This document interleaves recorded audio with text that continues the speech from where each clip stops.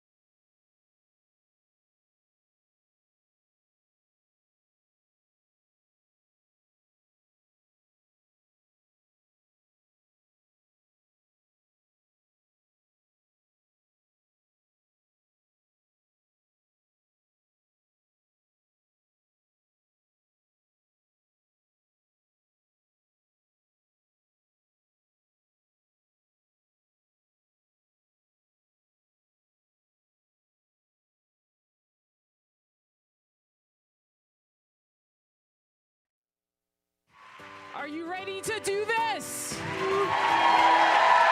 Lesbians Who Tech is different from every convention, conference that's out there. There's nothing that's the same except a bunch of really smart fucking people being in the same place. It's just incredible to see an event that's only been here for 2 years grow to this type of size. It's really impressive. Imagine one of the best tech conferences you've ever been to with only lesbians, basically, and allies. Whatever level you are at, technically or professionally, there will be somebody to meet you and help carry you forward. My least favorite expression is unconscious bias, which I think there's nothing. Tell us why. Because there's nothing unconscious about it. You know what you're doing. It's really nice to be somewhere where that's not a sausage fest and to really get really smart women involved in technology. It's almost like a TED Talk, except with cooler people. So we've decided to name our coding scholarship after you, the Lesbians Who Tech Edie Windsor Coding Scholarship Fund. Please welcome to the stage, Edie Windsor. You just had this award named after you. How do you feel? Well, as soon as I stop crying, okay, I'll feel fine. The essential aspects of emotion and creativity and transparency and authenticity, these are things that a lot of corporations are just beginning to discover. And Lesbians Who Tech is so far ahead of the game. It's a place that you can find new friendships. It's the place that you can find new jobs. It's the place that you can find new mentors and hear new and exciting ideas. This community is here so that we can be more than we think we can be. And when we are together, that truly is possible. Lesbians Who Tech makes that possible. So what are you going to do to create the world you want to see? What kind of leader are you going to be? Thank you.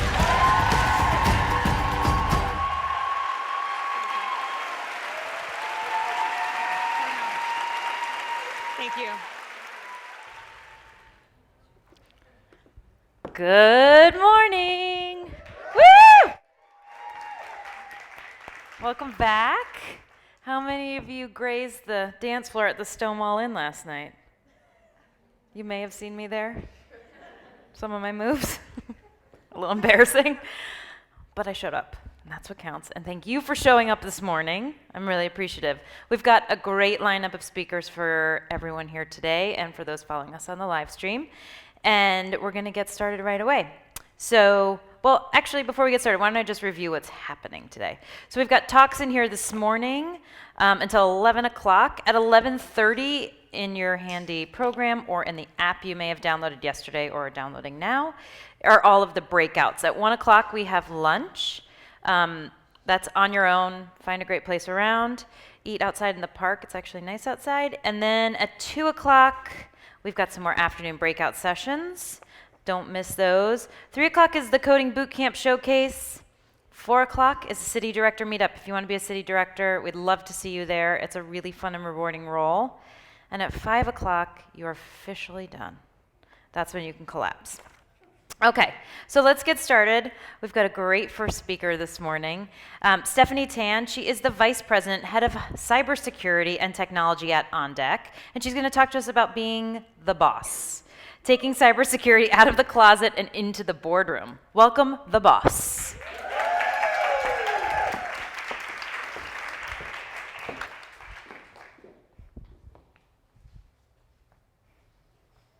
I started my cybersecurity career in the closet.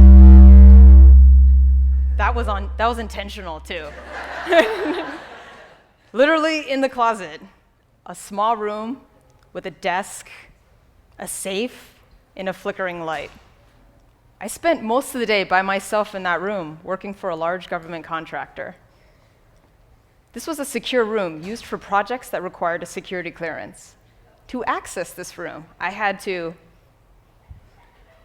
go into the basement of a large office building, apply the correct combination to the safe, badge into the door, and then to work, I had to apply another combination to the safe, take the laptop out, and then get set up for the day. There was no internet access allowed in that room, no electronic devices. From time to time, a project manager would pop in to see how I was doing, making sure I was following security protocol. That meant no door propping and no leaving the laptops unattended. Can you imagine coding without the internet? I mean, what do you do if you get an error message? Or if you have to pee? I mean, if I have to do either of these, I have to shut down the laptops, put the laptops in the safe, apply the spin the lock on the safe, close the door to the room, spin the lock on the room, and then walk clear to the other side of the building. So, needless to say, I spent most of the day dehydrated, avoiding water at all costs for the sake of productivity. So, I absolutely hated it. If I had just spent some amount of time really interviewing that company, I would never have been in that closet. The only good thing about it was to be able to say, I started my cybersecurity career in a closet while being in the closet. So building your career is tough enough. So today, I'm going to tell you about how I shifted my office view from the closet to the boardroom. Today, I lead the cybersecurity division for OnDeck. We're a publicly traded fintech company. We're the largest online lender to small businesses, having delivered over $5 billion in loans over 7 years. And in walking that path from the closet to the boardroom, there were a few important lessons I learned along the way. And the first of those was I learned to interview the company while they were interviewing me. You have a short amount of time during a job interview to figure out if you're a good fit for the company and if that job is a good fit for you. It's not enough to take a job just because the numbers are right, the title is sexy, or the firm just made the cover of Fast Company. Early in my career, I had interviewed with a company that combined two of my passions, cybersecurity and building great software products. And as I interviewed each of the department leaders and toured their offices, there was something that just didn't quite sit right with me. And the majority of the staff, they didn't look like me, and the only woman I met was in human resources. I bridge 3 diversity areas. I'm a woman, I'm Asian, and I'm gay. They can only see 2 of these, so I became increasingly worried that we wouldn't be a good fit for each other because I knew I was going to get an offer. So I began the process to interview the company. So here's how I did it. When I met with the president of the company, and he asked me if I had any questions, I said, "Do you offer domestic partnership benefits?" And I got a blank stare, so I clarified. As in the Human Rights Campaign Equality Index? Another blank stare. So I asked bluntly, as in gay marriage? I watched his facial expressions very carefully, and I saw slightly widened eyes and flared nostrils. Those are not good body language signs. So he referred me to the woman in human resources and wrapped up the interview.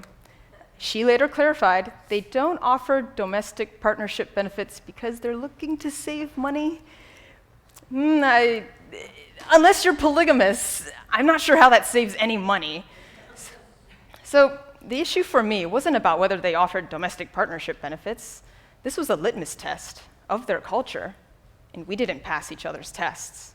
So what's important is that you go into an interview with a list of questions that you really care about, and not just the ones you think sound good.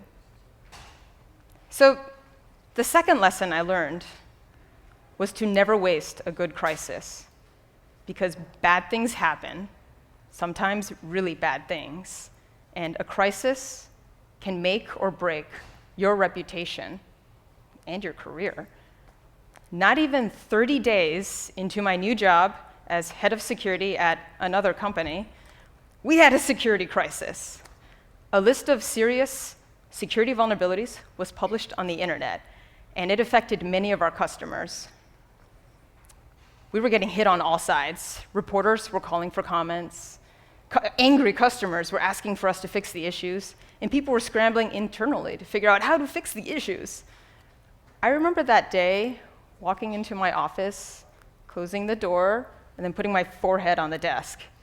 So for the next 12 hours and into the night, I built a very detailed and comprehensive action plan. I presented it to company executives the next morning, and at the end of that meeting, one of them pulled me aside to say how impressed she was at how great the plan was, how calm I was, and how new I was to the company. Little did she know, I was so terrified. I was devoid of emotion.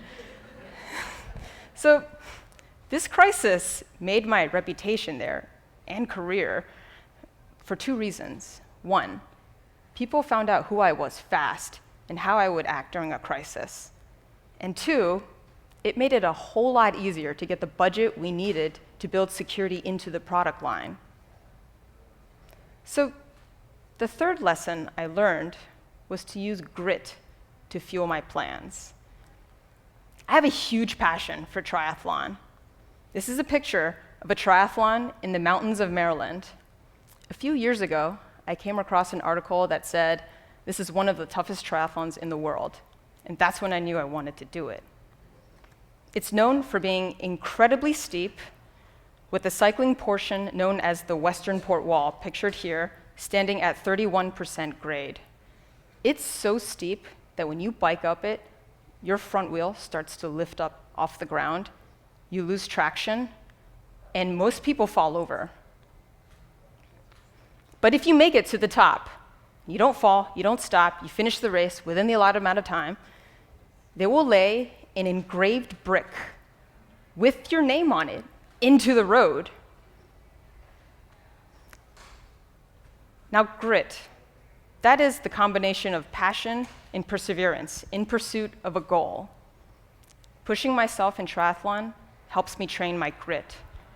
Hundreds of hours were spent preparing for this race, and I practiced that Western Port Wall multiple times until I could figure out how to get up it, because it takes more than just strength. It takes balance and strategy. And in doing so, by practice, I mean I fell repeatedly like the others in this video. My scars may have faded, but my bike still wears them with pride. Early in my career, if you remember, early, in that real closet, I had a stumble. I was fired from that project. Ironically, for a security protocol violation. You know I'm in cybersecurity, right? And I dusted myself off. It woke me up, and it became the best thing that ever happened to me. Because behind the promotions, the successes, is a whole lot of failure. Whoop. And 7 hours and 7,500 feet of climbing later, I got my brick. Thanks. That's better than a tombstone. So, managing a crisis, leading a division, leading a team, yes, it makes me uncomfortable, but I know there is no comfort in growth. You can never stop teaching, you can never stop learning, and you can never stop making mistakes. Because if you haven't fallen hard, you haven't been trying hard enough. Because when you get there and you earn your brick, whenever you feel overwhelmed, you can always look back on it and know that you haven't reached your limit yet. Thank you.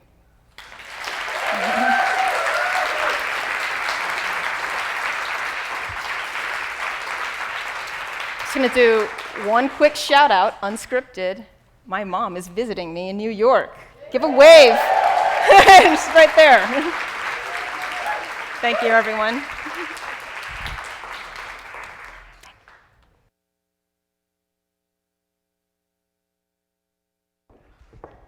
That was seriously inspiring. I did a sprint triathlon once. Yeah, thanks. It was the flattest, shortest one I could find. But I did it. Okay. Next to the stage, we are so lucky to have with us Ann-Mei Chang. She's going to talk. She's a Chief Innovation Officer and Executive Director at a small organization called USAID, which is not small at all. She's going to talk to us about the power of technology in global development, how technology is saving lives around the world. Please give a warm welcome to the stage.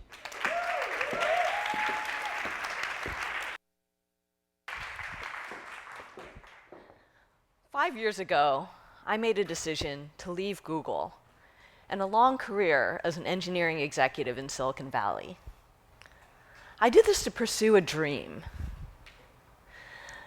a crazy dream, an idealistic dream, to find something more meaningful to do, where I could help make the world a better place.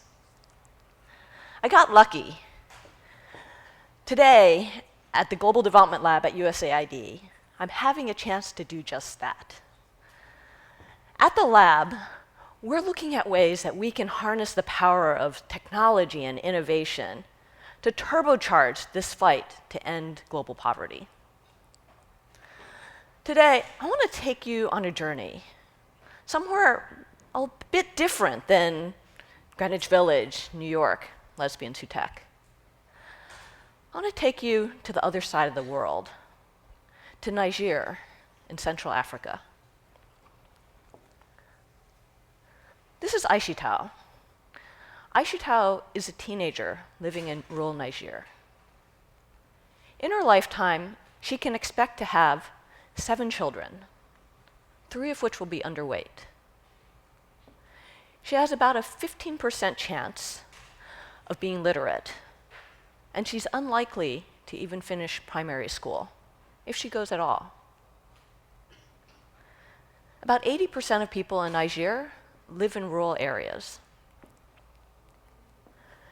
Their land is among the least fertile in the world. Only 60% of them don't have access to clean water. A similar 60% live under the poverty line. Only 10% have access to electricity. And only 20% have a mobile phone. As you can tell, Aishitao is grasping even to meet her most basic needs. And as things stand, she and women like her have little hope of living fulfilled and meaningful lives. In recognition of these and other enormous challenges around the world and our responsibility to tackle them, last year, actually a year ago tomorrow, here in New York, 193 of the world's leaders came together to adopt this ambitious new agenda for the world called the Sustainable Development Goals, with a top-line goal of ending extreme poverty by 2030. One important factor in reaching that ambitious goal is technology. For women like Aishitao, having access to a mobile phone and the internet can open up a completely new world, making it possible for her to live a more empowered, meaningful, and prosperous life. So, how might that happen? Let me start with where things stand today and some of the challenges. How many of you know someone who doesn't have access to the internet? Wow, a few. Are they under 5 years old?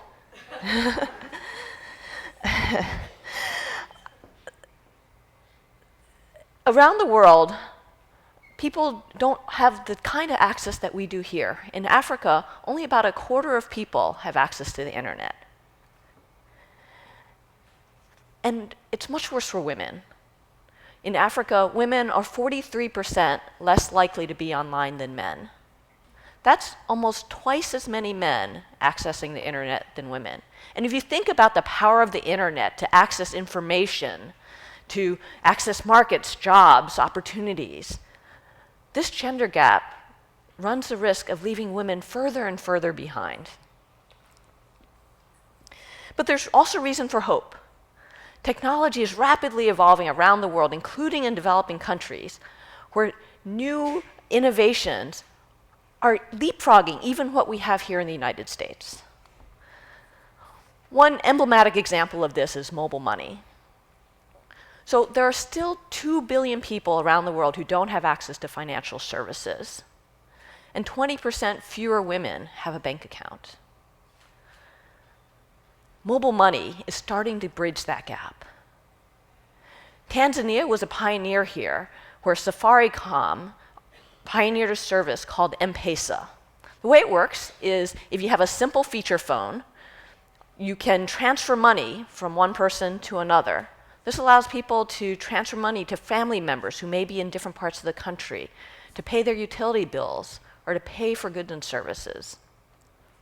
Believe it or not, 3/4 of Kenyans have an M-Pesa account now, and it's estimated about 50% of the GDP runs through M-Pesa. And this is just the start. When you have a platform like mobile money and you start having an account like this, it means that you can start accessing other services like secure savings, small loans, even insurance. These kinds of tools are helping people access financial services that can help them manage their financial lives for the first time. Let's go over now to India, where over 1 billion people, yes, 1 billion people, now have digital IDs provided by a new system called Aadhaar in India. They take your photo, an iris scan, and your fingerprints. And what this means is that millions, 1 billion people who previously didn't have a formal identity in their country now have an identity. Previously, they might not have even had a birth certificate. This is revolutionary for people. It means they can access government services, vote, become a real citizen in their society.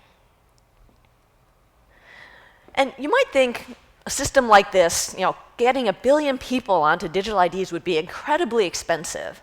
It is. But it's actually paid for itself already. The government converted one subsidy they offer to all citizens for liquid petroleum gas to using Aadhaar to provide identity. When they did so, they were able to close 24% of the accounts, 24%, that were previously fraudulent ghost accounts. And as a result, saved over $2 billion. So these kinds of people around the world are excited about these kinds of digital ID systems and the potential. And so they're starting to roll out around the world. The advent of these kinds of digital services also mean the potential for new jobs for women to become agents, to cash in and cash out, to be able to help people transfer money, to pay their utility bills, to sell insurance, and increase their incomes. Information services are also helping women improve their health. For example, services like Mobile Mama, which operates in Bangladesh, India, and Nigeria, are providing women who are pregnant with potentially life-saving information on how to better take care of themselves, what kind of danger signs to look for, and how to access medical services. For the 70% of the global poor who live in rural areas, services like Isoko are providing farmers with information about how to use better farming techniques to improve their yields, to predict weather so that they know when to plant and when to sow, and to be able to get access to market information so that they can know when and where to sell. Technology platforms like mobile money are also enabling new business models. For people who are living in rural areas off the electric grid, the best way for them to get energy is usually solar power. But these families are often too poor to be able to afford the home solar systems up front. A company called Off Grid Electric has come up with a new business model using mobile money to allow these families to pay off their home solar systems for a few cents a day over time, often for less than the cost than they were paying for kerosene. This means that Off-Grid makes a profit and can plow that profit back into serving more customers. Today, they've reached 100,000 families and are aiming to reach 1 million by the end of next year. As technology continues to open new doors, the possibilities for women like Aishitu will continue to expand. Technology means freedom. Freedom to access information, markets, and people. Technology can offer women a path out of poverty and an opportunity to step into their full potential. Thank you.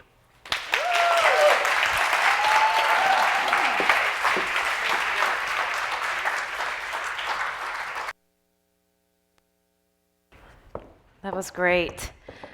I am pleased and also have a little bit of a personal story to tell about our next speaker.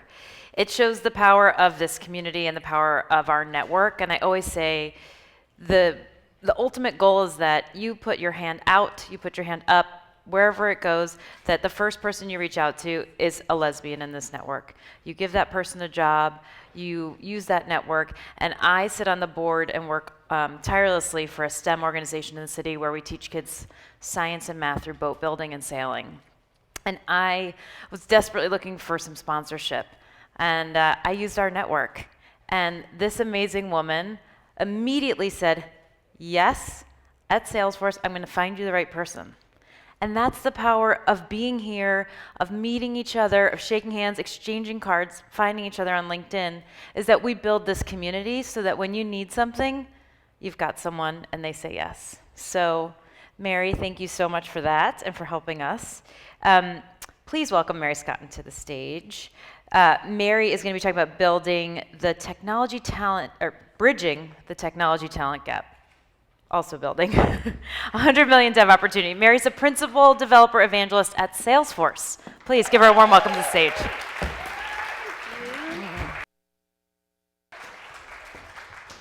Well, that story made me cry. So on my way here, I was telling myself the stories I'm about to tell you, and then I was crying, so I'm not going to tell them. And I usually wear these shoes, but I'm not wearing them today. It's a new outfit, new look for me. So if you want to weigh in, let me know. Feedback, welcome. Yes, my name is Mary Scotton. I'm really passionate about inclusion in tech and also about education equality. And those two things come together when we're bridging the technology gap around talent. And so let's talk about what that means.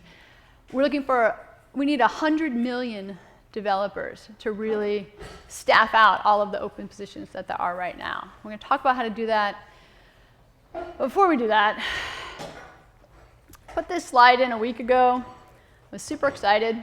It's like Mark Benioff, CEO of my company, said the words racial equality out loud. Right? This is good. And then this week happened. And I spent most of Thursday eating chocolate and pretty much lying on the floor. So I'm a little bit not so excited as I was about a week ago when I put this slide in, but I feel like saying racial equality out loud, saying Black Lives Matter out loud, is super important. And so I feel good about Salesforce. I feel good about where we're going. The work that I do around inclusion in tech is not going to stop the police from killing Black and brown men and women. But it's a piece that I can do. And it's about this talent gap and the opportunity. So let's talk about that. Why do we need 100 million developers? Seems like a lot, right? How many of you work in the IT department? Right? Do you know what the backlog is, right? Is there a backlog? Does anyone not have a backlog in their IT department? Okay. Does it look something like this? We need lots of apps, and we can build about half of them, or maybe 10% of them. Right? So the new technologies in mobile and social, and now the Internet of Things and all this cool stuff coming out. Your company wants that, needs that to run the business, but there aren't enough experts to do that work. There are only 18 million expert developers on the planet. Seems like a lot, but again, all of these job openings need to be filled. All these apps need to be built. Why don't we take a look at the 460 million college-educated professionals and the millions and millions of high school educated professionals who could fill this talent gap. how do we shift those tools? How do we get the tools into the hands of everyone? I mean everyone, right? So these are the stories that I'm not going to tell, because maybe I'll tell one. But I have met somebody from each of these 6 professions who is now a successful Salesforce developer or admin. Man, I'm going to tell the Zach story. So, okay, are you ready? Okay. So Zach lives somewhere in the middle of the country, and he is working in a factory. Has anyone here worked in a meat processing plant? Okay, as I understand it, it's not that fun. Meat processing means you're cutting up meat, big meat, that used to be alive. And you're wearing this suit, and everything has to be sterile, and you have these big headphones because everything's really loud. So Zach's working here. He knows the factory is going to close, and he needs another opportunity. He's got 3 kids, a family at home. He sneaks earbuds in his phone, and he listens to a Salesforce podcast over and over and over again at work to try to learn to be a Salesforce professional. So he's got these big headsets on, his little one. He's going around, and he is absorbing this information, but he can't write it down because you can't bring anything in. And so it's an environment where the walls are get condensation on them. So he's listening to the podcast, and he is writing on the wall, like taking notes for what he's learning. And he has to write it on the wall again and again so that he can remember it. So that when the factory did close, he was prepared to get that Salesforce certification. And now he works full-time as a Salesforce administrator and as healthcare for his family. That's the Zach story. So I know it is possible to come from non-traditional paths, and this is something that I'm super passionate about, and within the Salesforce community, we're super passionate about that, but I see it in other communities as well. So let's talk about how do we make that shift from experts to everyone? How do we make opportunities for all of the Zachs? If you work at a tech company and you have a platform, you need to be ready to change the tools and the training and the opportunity if you really want to enable 100 million developers. So first, the tools have to change. Right? We used to code everything, right, from the ground up. And now, everything's modularized. If you're going to build something and you start to build it from scratch, you're doing it wrong. Right? Somebody else has written a library, or there's an infrastructure platform you can use. Right? Someone's sharing open source code on GitHub. So that's where we are today. We also, in the future, some of these tools are here today, but what I see in the future is that we don't need to code as much. And that, again, opens the opportunity up. Then not everyone needs to be a programmer in order to build business apps. And that's where declarative tools come in. And these tools are people first, which means they're asking, in human terms, hey, what are you trying to do? What are the business rules that you need to enforce? What are the business processes you need to automate? And you're pointing and clicking and dragging and dropping in these visual designers to tell the system what you want. Have a little bit of like, what if it was the future, and we really just told the system what we want? Hey, Alexis, I would really like to know that when these leads come in, if you think they're going to be, really going to convert and get some high turnout, could you route them over here? What if we just told the system that? In words, but that's the future. We're not going to talk about that just yet. But the tools need to change, and the training needs to change. This is really key. We cannot require a computer science degree from everyone. Who here has a computer science degree? Well done.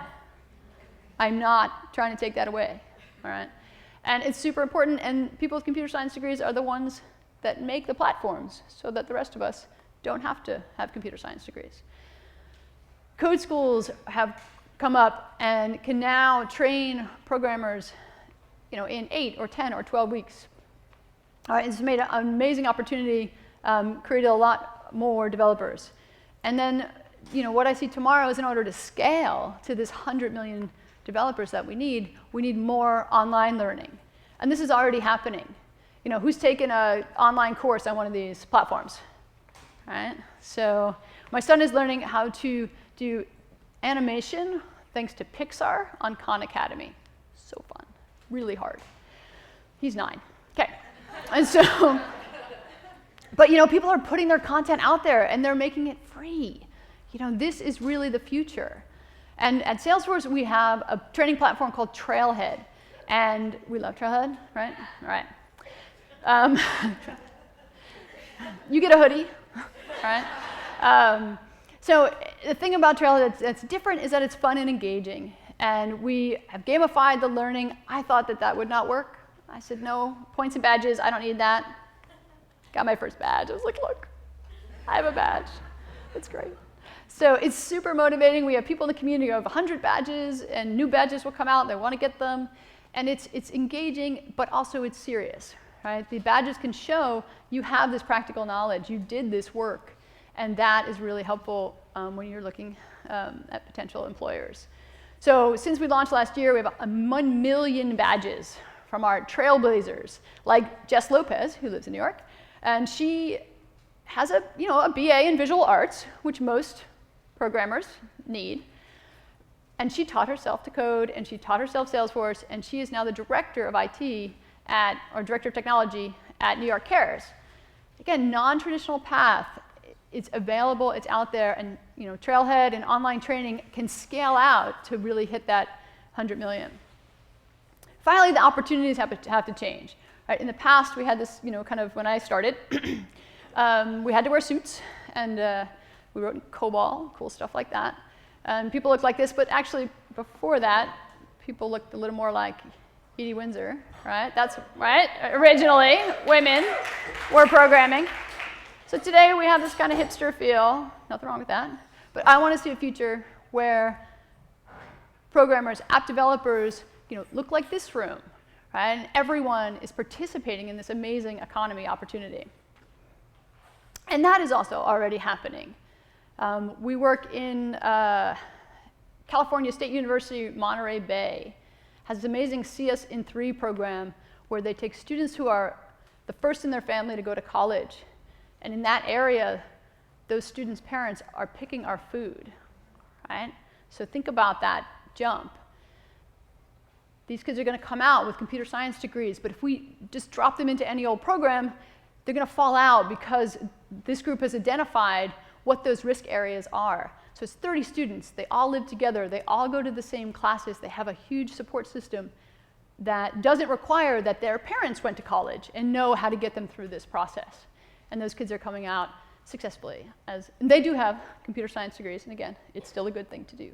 But opportunities need to be out there, whether it's in college or whether it's workforce development programs like Year Up or JVS. The key, the story about Zach, he learned through a community podcast. He learned by connecting with the Salesforce community. And to make tomorrow's opportunities for everyone, you have to have that strong community. How many people have been to a Girl Develop It class? Right? And what they're doing there isn't just teaching, they're creating community. I taught a class up in Boston, and a woman going around, why are you here, why are you here? One was like, hi, I moved to Boston 3 days ago.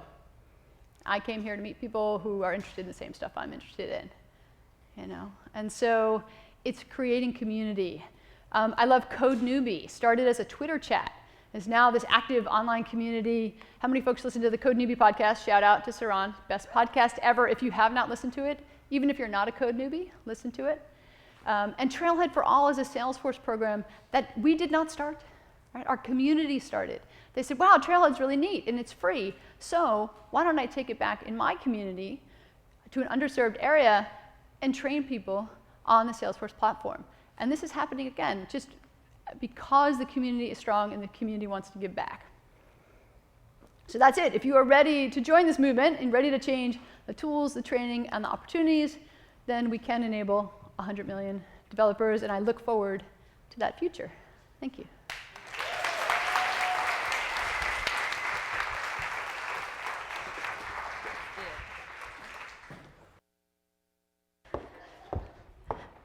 Who's interested in learning about secrets from a lesbian?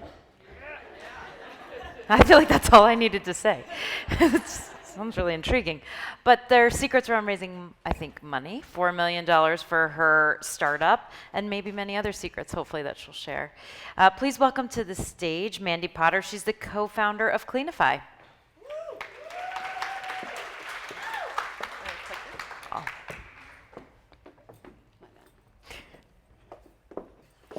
Can you hear me?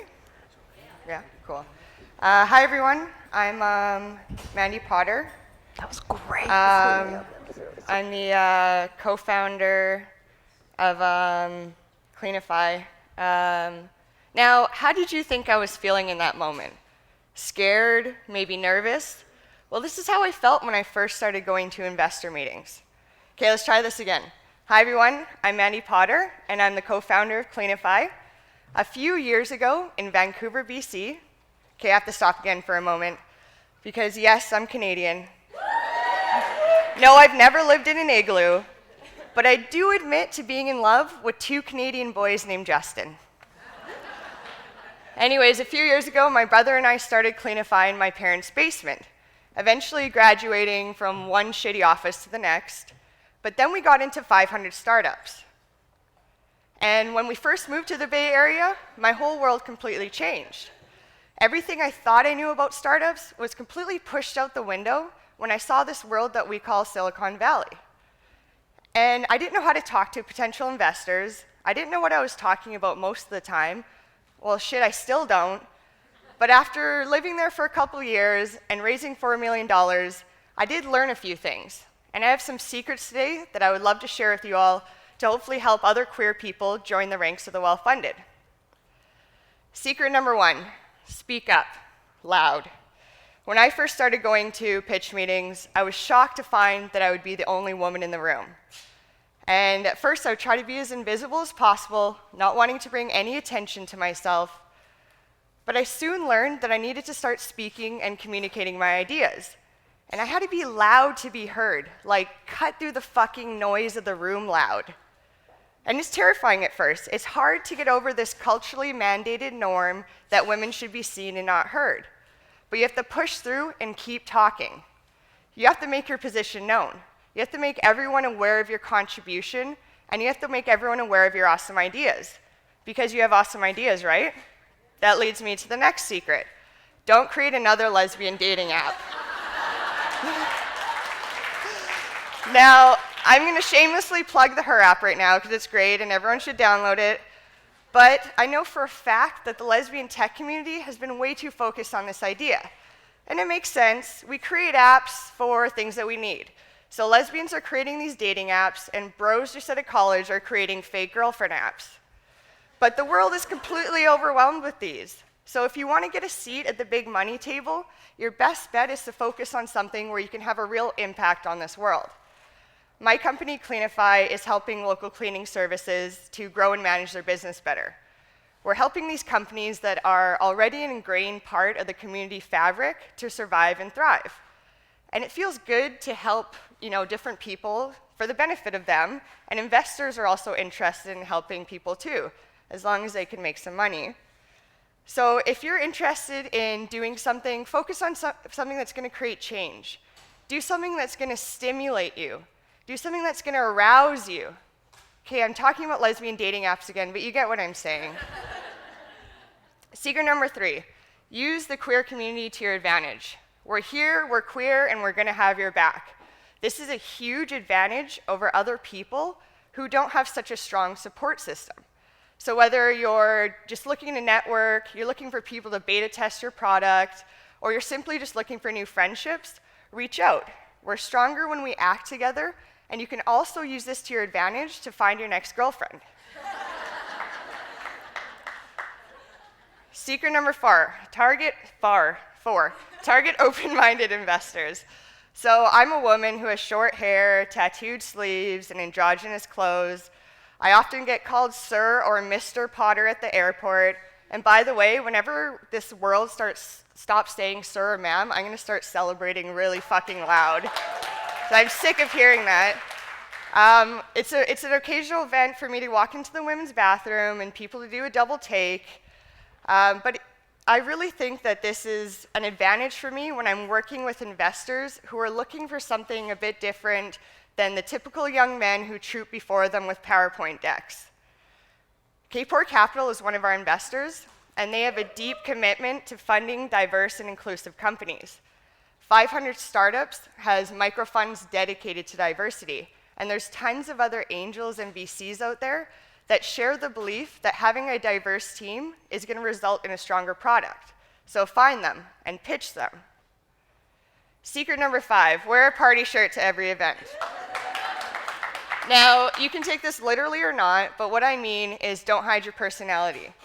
Don't hide your sexual orientation. Don't hide anything. When I go to networking events, I generally try to wear the most colorful party shirt that I have because I don't hide the fact that I'm a lesbian. I embrace it. And other people are going to see this confidence, and trust me, the gays are going to come flocking like moths to a flame. They love seeing people like themselves in a tech setting. And investors are going to see this confidence as well, and they're going to be more open to listening to your ideas when you let yourself have your natural swagger. Secret number 6, have your team reflect who you are. Now, this one is short and to the point. If your team isn't diverse, you're part of the problem. Not only are you hurting your company, but you're hurting your community. And unlike a lot of tech companies, we're not scared to share our numbers. Cleanify is a 50-50 split female to male, which is very similar to the actual gender breakdown on this planet, but absurdly rare in the tech industry. 50% of our team are also people of color, and we're fluent in 10 languages. Now, if you're going to take away anything today from what I'm saying, take away this. If you want your company to achieve global dominance, you have to be a global company. Secret number 7, don't hire your girlfriend. Now, this may seem obvious to some and absurd to others. Of course I'm going to hire my new girlfriend. We're so in love. We just moved in together, and we're never going to break up. Okay, I love this enthusiasm, but let's think with our minds and not our vaginas for a minute. Now, my wife is out there somewhere in the crowd, and we just got married this summer, too. She may not fully approve of this topic because she has been helping with my company on and off for the past couple years, but the only reason why this works is because we have a large enough team where I don't have to be her boss. I'm going to repeat that again. I don't have to be her boss. There's no way in hell that we would still be married right now if I had to give her performance reviews.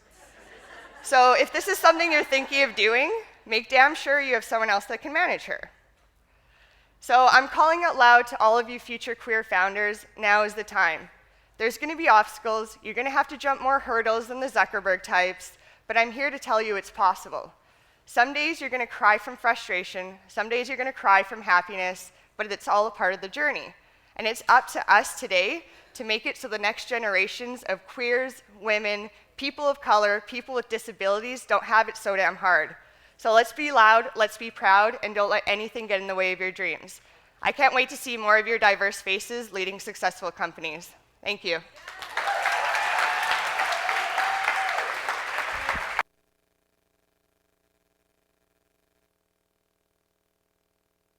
Now for the interactive portion. We need a couple minutes to set up the table, so you have an assignment. Turn to the person next to you. If you know them, turn to the person behind you or in front of you. Talk to somebody. Take a couple minutes. Get to know someone new. We'll be right back.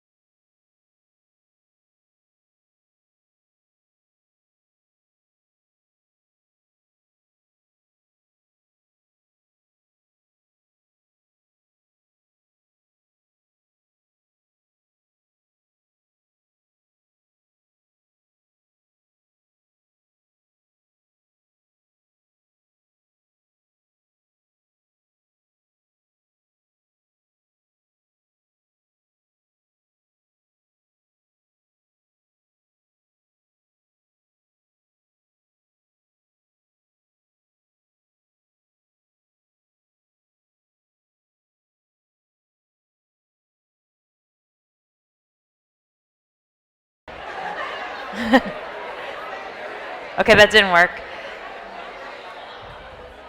If you can hear my voice, clap once. If you can hear my voice, clap twice. If you can hear my voice, clap 3 times. If you can't hear me, you should stop talking. Okay, thank you. I hope you get to meet someone new, exchange a business card or 2. We have now coming to the stage a music performance and conversation that we've actually never had before, and it's an interesting intersection between music and technology. Music is really being driven by technology right now, and so we're going to hear from Kiran Gandhi, who's Madam Gandhi, as many of you saw last night perform, and Alexia Reiner. They're going to talk about owning your voice, making electronic music as an act of personal liberation. Please give a warm welcome. Thank you so much. Good morning, good morning, good morning. How are you? Yes. Who rocked out with us last night at Le Poisson Rouge? Let me see. Okay, so that's good. So you rocked out with us, and then you came early in the morning for the session. So thank you for that.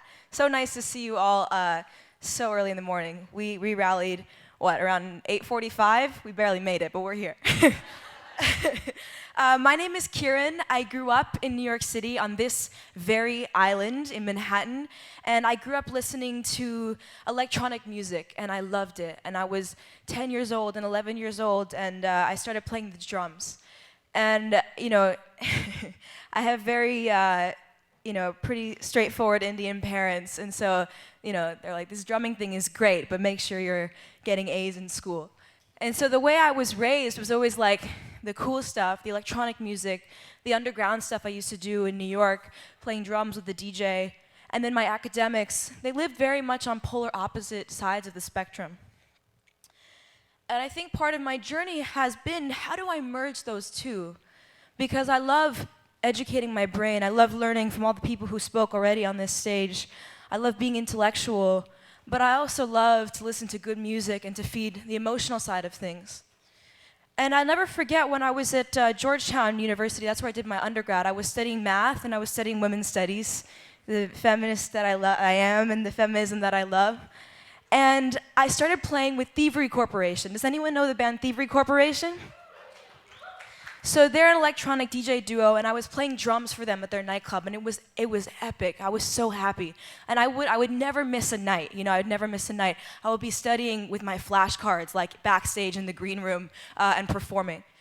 From there, I went on to work at a record label. I spent my time number crunching for Interscope Records. I was their first digital analyst. So I used my math degree in a music context, and that was really the first time I was able to do that.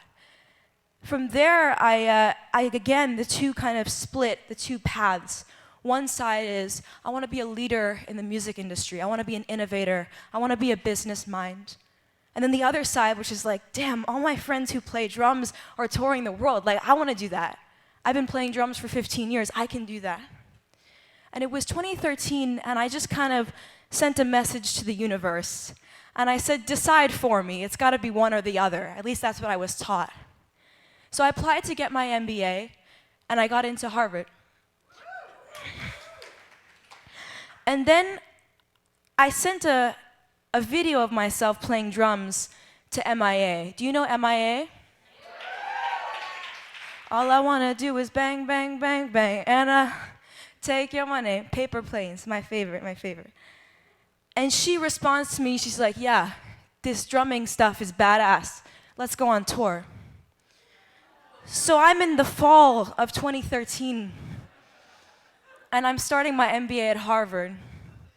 And then I get the tour list from MIA, and I look at it, I'm like, okay, wait a second. Majority of these dates are on the weekend, okay?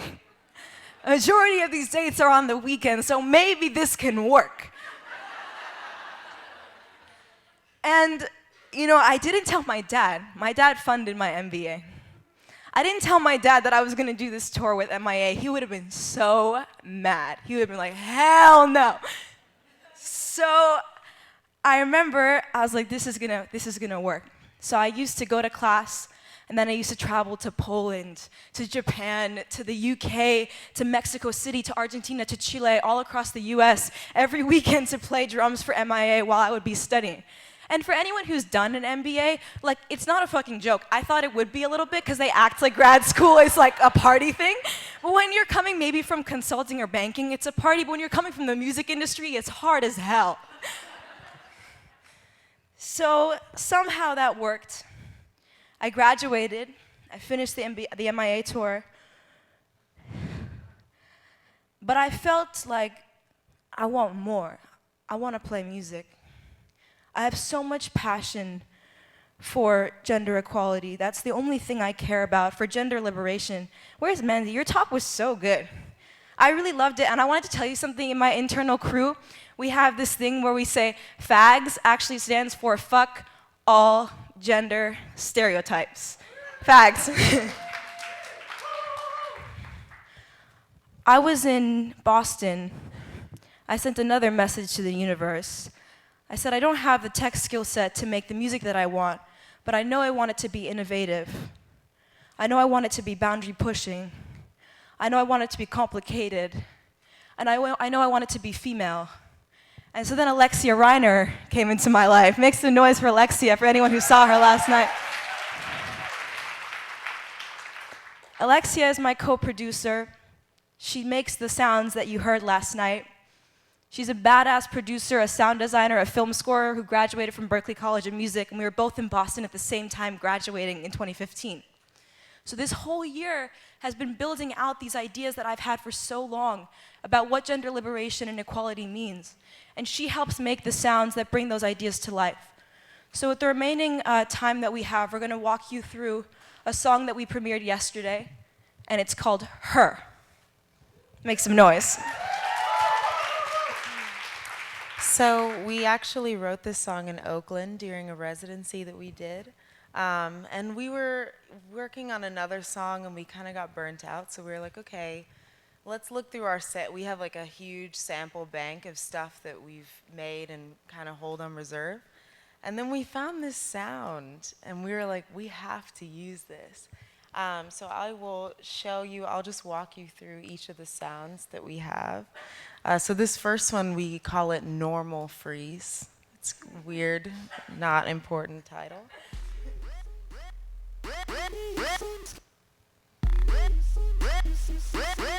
Woo!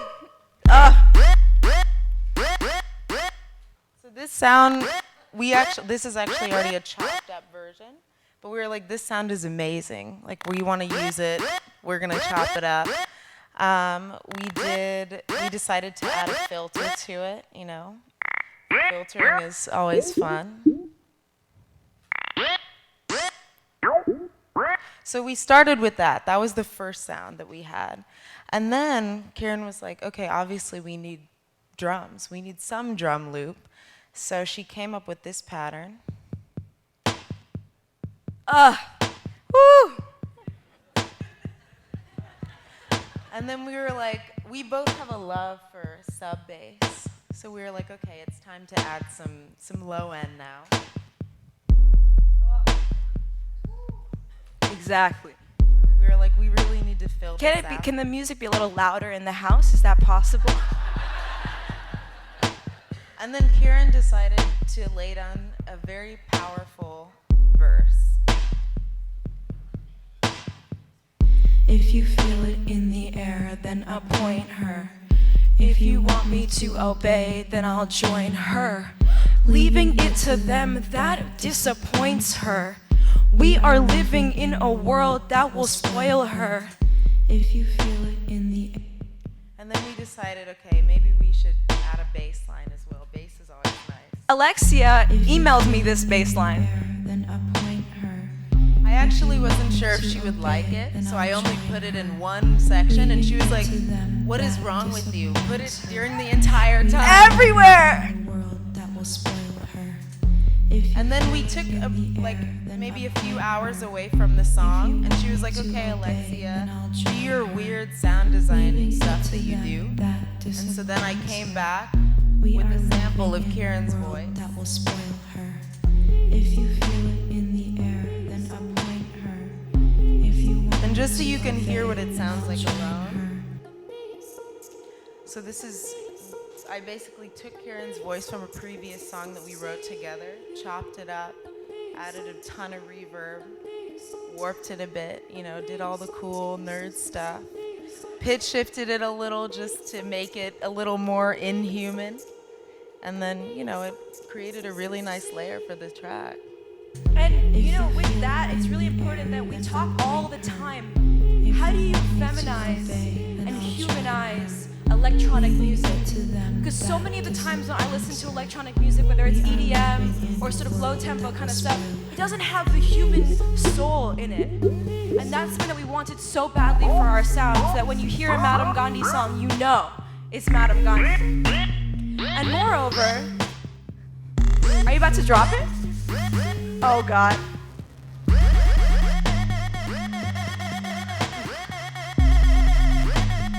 We're missing the drums on the stage, but for those of you who came last night, you know. All right, pause it for 1 second. So the thing here that's really was tough for us was we have this really soft, lovely sound that she made out of my vocals. And then we have this very kind of intense electronic, very mechanical siren sound that's very aggressive, especially during that drop. We're like, do these two belong in the same song? And then we realized, of course they do. So many times, all of us, whatever gender that we identify with, have such a full range of emotions, whether it's wanting to go crazy and party and jump around, versus whether it's wanting to be soft and vulnerable and feminine at that moment. And so we were like, this song is perfect, and Her was born. So thank you so much for listening. We're Madame Gandhi. You can find that track online. Cheers.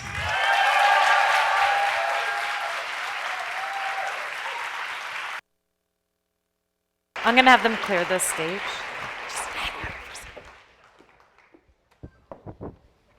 I love what you do. Like, this is so cool. Oh my gosh. So your next assignment, because we now need to take all this off the stage, is to find someone else. Actually, stand up for a second. Everyone, that's on your feet. Up, up, up, up. I know, it's Saturday morning. You're out of bed. Might as well stand up. Give a little stretch. Give a little stretch. And now I want you to actually move and find somebody else.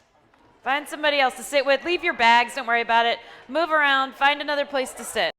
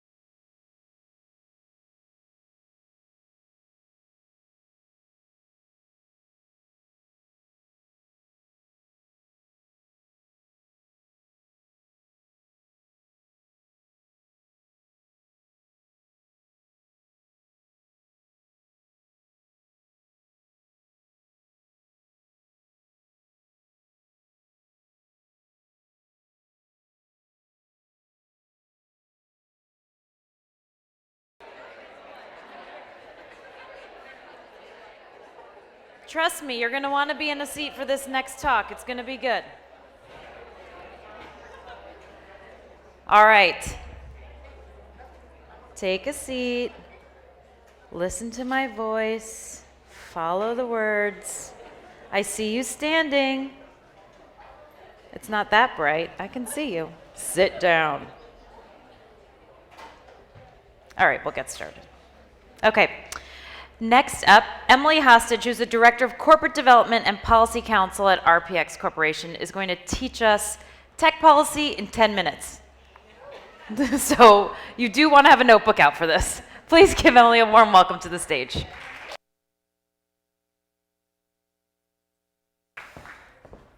Okay. So lesson number 1, Leanne, don't follow Song Exploder with the lawyer. But I'm also an engineer, and I only get 10 minutes, so you will probably get something useful out of this. Let me start here. Hands up if you recognize the news issue being articulated in this quote. No one? Oh. Most people tend to think it's the FBI and Apple, but dramatic drum roll, it's actually the White House announcing the Clipper chip program in 1993. Clipper was a proposal to create a key escrow system to give law enforcement a backdoor into encrypted email and computer files, which does sound kind of familiar. This talk is supposed to be about the future, so it has to be about the past. Because as Churchill once said, and as Megan Smith reminds us, the farther back you look, the farther forward you can see. So back then, a dream team of crypto wizards banded together to oppose the Clipper chip concept. And what they lacked in diversity, they made up for in hairdos. They were led by this guy named Whitfield Diffie, who is legendary for his work in encryption. And they demanded transparency, they advocated for a more holistic view of privacy and security, and they warned of the increasingly international character of this problem. And then a young computer scientist named Matt Blaze discovered a vulnerability in the chip, effectively crushing its policy potential and probably somebody's job. Why am I telling you this very old story that you probably already know? This is Revenge of the Nerds, and it's awesome, but it's also policy, and not, you will notice, by any lawyers. These are engineers advocating for and acting upon their vision of the future. And this is important because the same issues are actually still at stake 20 years later. 8 years later, in 2012, the Wall Street Journal ran this article showing that Staples was price discriminating between its customers based on where they lived. It's trivial to you guys, but to a lot of people, this was part of a mounting pile of evidence that algorithms invisibly control aspects of our lives, maybe fairly, but maybe not, and that maybe we need policy to guide the algorithms. Which is funny because we still don't have one. At least to my knowledge, no comprehensive national policy governing the accountability and transparency of algorithmic decisions. And this, despite that they are used to decide everything from what dog videos I see on Instagram, this is an actual screenshot of my account, to how people should be sentenced for their crimes. But maybe that doesn't surprise you if you remember that the internet proceeded largely unregulated for its level of importance, and even in 2014, in this decision, the DC Circuit struck down the FCC's first real attempt to create rules for an open internet, which is a concept that we call net neutrality. That same year, another appeals court decided that the Oracle Java API is copyrightable. And although Google later wins at trial on a fair use defense, this ruling still stands, and it illustrates a schism, even within our own community, on the competing values of openness and ownership. So this debate is one we also have to have with ourselves. In early 2015, the FTC started to speak out publicly on this issue of algorithmic transparency. And they warned that they can't scale their investigative approach into unfair and deceptive business practices to meet every possible instance of bias. They need a scalable solution, which means they need tech's help. That's a real thing, because tech is one of the things that helped resurrect the FCC's open internet order. After that first loss and a deluge of feedback, in February of last year, they issued a new set of rules that ban ISPs from blocking, throttling, and paid prioritization of content, and they apply to mobile and fixed broadband. They were considered pretty groundbreaking. But no sooner had the ink dried than US Telecom and a bunch of other companies petitioned the court for a stay and a review of the order. Likewise, another group of tech companies you might recognize and some associations intervened against telecom. The court denied the stay, and so in June of last year, these rules actually went into effect while the case was pending. Pretty cool. Open internet. What the hell does that mean? I don't have enough time to tell you, but I will say, nor am I getting paid enough, that sometimes interpreting policy means using it. So a couple of months later, Twilio and Public Knowledge, who apparently have the same logo designer, petitioned the FCC to classify text message carriers under similar principles to those articulated in the order. And you wonder, like, why is that not the case yet? It's actually an issue that lies unresolved even today. So again, policy is not a spectator sport. It's something that you have to use, and if you occasionally in your life you'll find instances when it will engage you like it or not. In December of last year, 14 people were killed in San Bernardino, California. And in the ensuing standoff that we all know between Apple and the FBI's use of the All Writs Act, not search and seizure, the All Writs Act to mandate a vulnerability in the iPhone, we found ourselves reigniting an all too familiar debate. Could such a precedent undermine the privacy and security of every person in the world? And just as suddenly, an unnamed third party finds a vulnerability, leaving the issue somewhat uncomfortably unresolved. God, that does sound familiar. But things are slightly different. And that guy with the cool hair, I think the thing he got right more than anything else was the increasingly international character of this problem. So for example, in August of this past year, the European Commission issued the GDPR, this thing, which is probably the single most comprehensive foreign data privacy and security regulation since its predecessor in 1995. The difference here is that it doesn't just apply to EU companies. It applies to any company, pretty much, processing the data of an EU resident. And it goes online in 2018. Time to do some homework. Again, don't have time to explain it to you, but I will tell you, maximum penalties go up to 4% of a company's annual worldwide turnover. Yeah, not good. What's more intimidating about this, I think, is that the EU is over here comprehensively regulating privacy, and we're over here threatening to shut down the government over root DNS management. The headlines on this one are stellar. I can jokes. The Senate is also proposing, yes, thank you. The Senate is also proposing to force companies to comply with court orders to decrypt their customers' data. So I think it was 5 days later, a coalition of semi-interested tech companies told the senators that their plan was, quote, unworkable. This is tech company intervening on behalf of policy, but this isn't just about tech. So Megan Smith and her colleagues, I think, have done a really excellent job of trying to focus people, especially on the idea that algorithms have the potential both to identify, but also to engage in discrimination, including in this report. These are algorithms that decide our access to credit, education, employment, and criminal justice.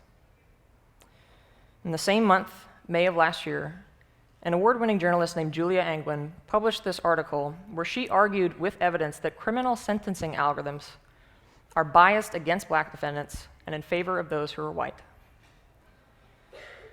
How many of you are surprised by this outcome? How many of you knew that criminal sentencing algorithms were a thing? Good. For the rest of you, wake up. This is a real thing. And this isn't just tech policy. This is everyone. Sometimes the government can help you out. So the same DC Circuit that struck down that last open internet order upheld the new one in June of this year, which means net neutrality is probably intact. Maybe because we're awaiting the inevitable Supreme Court appeal, and the White House and Congress are fighting about whether the FCC can even enforce its own rules. But what would be a good legal talk without any certainty? And meanwhile, in privacy and security, among many other things, we've decided to form a digital security commission to collaboratively tackle the encryption problem, which is an idea we have definitely never thought of before. Yeah. This, by the way, is the only time it's appropriate for an adult to use Comic Sans in a presentation. Okay.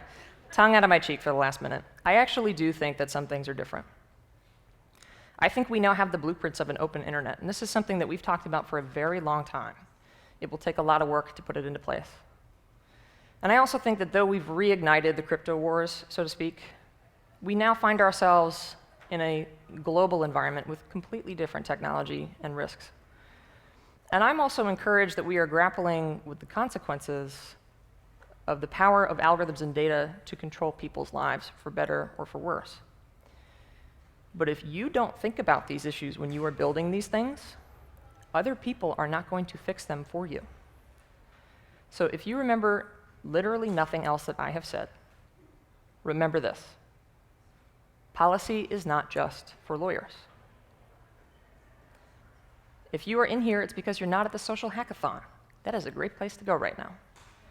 And you need to show up at the policy table, not to talk. This is not a pitch for law school. Sorry, NYU. We need you to do exactly what you do best, which is design and solve problems. This talk is not about how policy is going to shape your life. It's about how you will be the architects of the future. Thank you.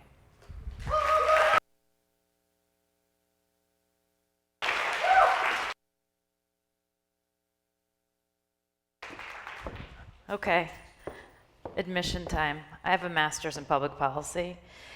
The only thing, no. The only thing I understood were the emojis. That is some dense stuff. Oh, wow, okay. Well, please, let's give a round of applause to all of our speakers this morning. They did an incredible job. And now is the time for you to go to breakout sessions. So there are in your handy booklet, take it out. You'll see a list of all the breakout sessions. There are some additional speakers, so make sure you check out all the breakout sessions, but know that in room 210, Rox Etheridge, Katie Chen, and Sharon Melnick will also be speaking. And in room 220, we've added Leslie Henry, Francis West, Rachel Fu, and Sharon Lin. So make sure you check out those sessions. You'll meet back here at 3 o'clock for the Coding Bootcamp Showcase. And then again, 4 o'clock, City Directors Meetup. And 5 o'clock, that's a wrap. If you have feedback, we want to hear it. The good, the bad, the ugly. Please send it, #LWTOptimize. It helps us make this event better. And a big thank you to our sponsors. Check out the career fair and all of the booths across the hall. And that's it. Thank you so much. It's been great to be here with you. I know Danielle is sad she's not here today. However, she's taking a nap. So make sure you tweet at her. Tell her to get up. All right. Thank you so much.